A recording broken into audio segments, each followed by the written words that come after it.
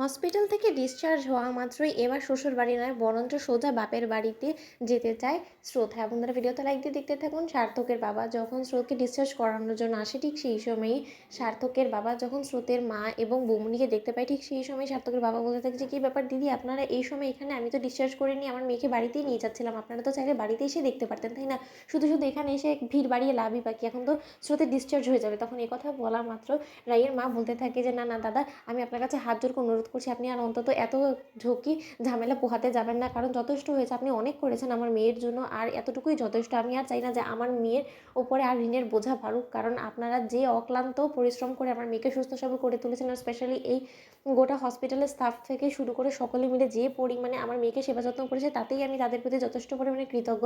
আপনি আর প্লিজ আমাকে আপনার প্রতি ঋণী করবেন না। আমি আজকে আমার মেয়েকে আমার সঙ্গে করে নিয়ে যাবো, আর এতে স্রোতেরও মত আছে, আর স্রোতও আমাকে বলেছে যে না, ও আমাদের সাথেই বাড়ি ফিরে যেতে চায়, ও কোনো মতে আর ওই অস্বস্তিকর পরিবেশে ফিরতে চায় না। তখন এই কথা বলা আমাদের সার্থকের বাবা বলতে থাকে যে, তাহলে তো আমি এই মেয়েটাকে এই কথাটা ওর মুখ থেকে শুনতে চাই। তখন সার্থকের বাবা স্রোতের কাছে গিয়ে বলতে থাকে যে, স্রোত, তুই তোর মা এবং বৌমনিকে আসতে বলেছিস তোকে ডিসচার্জ করানোর জন্য, কেন তুই তোর এই বুড়ো বাবাটার ভরসায় ওই বাড়িতে ফিরতে চাস না? তোর এতটাই মনে হয় যে আমি এতটাই অপদার্থ যে তোর আর কোনো রকম কোনো সেবা যত্ন আমি করে তোকে দেখে রাখতে পারবো না ও বাড়িতে? প্রয়োজনে তুই যদি সার্থকের জন্য এই কথাটা বলে থাকিস, তাহলে আমি ওকে ঘাড় ধাক্কা দিয়ে বাড়ি থেকে বার করে দিতে পারি। আমি ওকে আমার বাড়িতে কোনো মতেই আশ্রয় দিব না, যদি তুই ওর অবর্তমানে ও বাড়িতে থাকতে চাস। তখন এই কথা বলা মতো স্রোত বলতে থাকে যে, না না বাবা, দোহাই তোমার, তুমি এরকম কোনো আচরণ অন্তত স্যারের সাথে করো না, কারণ তার অধিকার আছে ও বাড়িতে থাকার, কারণ সে ও বাড়ির ছেলে, কিন্তু আমি ও বাড়িতে তার হাত ধরে এসেছিলাম, আর যেখানে কিনা সেই আমাকে মাঝপথে আমার হাত ছেড়ে চলে যাওয়ার সিদ্ধান্ত নিয়েছিল, তাহলে তো এটাই বুঝে নিতে হয় যে আমার মতন এই দম বন্ধকর সম্পর্কে সে থাকতে চায় না, বিধায় সেই সিদ্ধান্তটা নিয়েছিল। তাহলে আমি আবারও তার জীবনে ফিরে তার অস্বস্তি আর বাড়াতে চাই না। তাই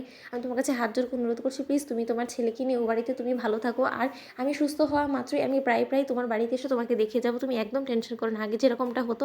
অন্যদিকে সার্থকের বাবা বলতে থাকে যে, আগের কথাটা কিন্তু ব্যতিক্রম ছিল, কিন্তু এখনকারটা অন্যরকম, কারণ তুই এখন আমার ছেলের বউ, কারণ আমি দায়িত্ব নিয়ে কিন্তু তোর মায়ের হাত থেকে তোকে আমি নিয়ে এসেছিলাম এই ভরসায় যে না, আমি তোকে ভালো রাখবো, তোকে খুব সুখে রাখবো, কিন্তু তা সত্ত্বেও সেটা যখন আমি পারিনি, তাহলে তো আমার মনে হয় যে আমারই মরে যাওয়াটা বেটার, কারণ আমি যদি বেঁচে থাকি তাহলে তোর এই চোখের জলগুলো পড়তে আমাকে সহ্য করতে হবে, আর সেটা আমি বাবা হিসেবে কোনো মতে সহ্য করতে পারবো না, কারণ হাজারো আমি তো তোকে আমার মেয়ে হিসেবে গ্রহণ করেছিলাম, কিন্তু আমার মেয়ের যখন আত্মসম্মান থেকে শুরু করে সব কিছুই খোয়া গেছে, তাও আবার শুধুমাত্র আমার জেদের কারণে, তাহলে তো আমি বলবো যে না, তুই যে সিদ্ধান্তটা নিচ্ছিস সেটার মধ্যে তুই অটল থাক। আমি বরঞ্চ নিজের মতন করে নতুন একটা সিদ্ধান্ত নিচ্ছি, আমি আমার গোটা প্রপার্টি থেকে শুরু করে সব কিছু তোর নামে করে দিই।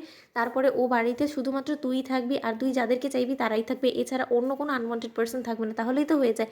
তাহলে তার সার্থক এ বাড়িতে ঢোকার সাহসও করবে না। চল না প্লিজ মা আমার সাথে। তো বন্ধুরা, ভিডিওটি ভালো লাগলে লাইক এবং শেয়ার করে সাবস্ক্রাইব করতে ভুলো না।